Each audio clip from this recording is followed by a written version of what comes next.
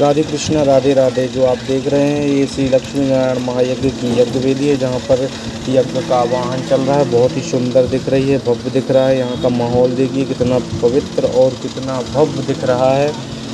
तो मेरे चैनल को सपोर्ट करें, लाइक करें, शेयर करें। मैं यूं ही वीडियो आपको दिखाता रहूँगा 9 दिनों तक गौरी गोपाल के। और ये आप देख रहे हैं धर्म की ध्वजा बहुत अच्छी लहरा रही है। इसका जो है प्रचार प्रसार आप करें, शेयर करें, सपोर्ट करें।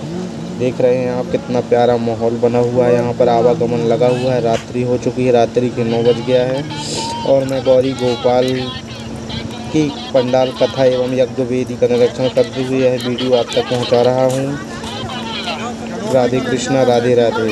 वीडियो को शेयर करें, लाइक करें, सपोर्ट करें और यूं ही हमारा वीडियो देखते रहें। राधे कृष्णा राधे राधे।